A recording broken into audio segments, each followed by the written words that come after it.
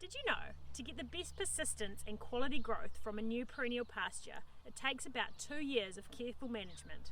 And even then, this grass is still a baby.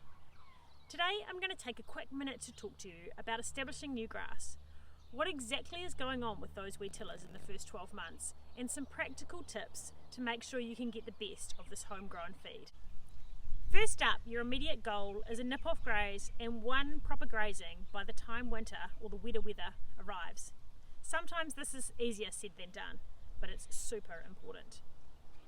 When a ryegrass seed germinates, we have one tiller per seed sown, and each seedling has a limited ability to tiller up and become a tillered plant. The goal is around 4,000 to 5,000 tillers per square metre. So the first nip-off graze is absolutely critical here.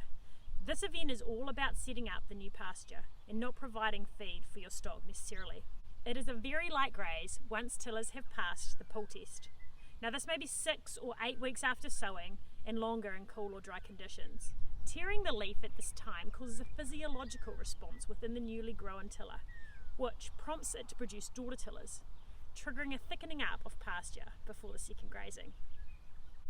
Now the second grazing is equally as important as the nip-off, but this time you are likely to be providing some feed for your animals.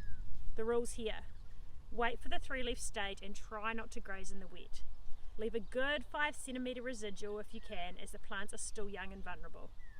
After the second grazing, the plants will tiller up yet again, meaning more tillers per hectare are going to go into the spring, where they'll then produce their own daughter tillers and thicken pastures even more. It doesn't stop here, but this makes for a good start, and it's something that we can focus on right now. Spring pasture management is equally important for persistence, but for now, let's get through to that time and focus on setting up these new grass paddocks heading into winter. If you have at least 16 tillers in each ryegrass plant by July, you'll be well on the way to a pasture that lasts.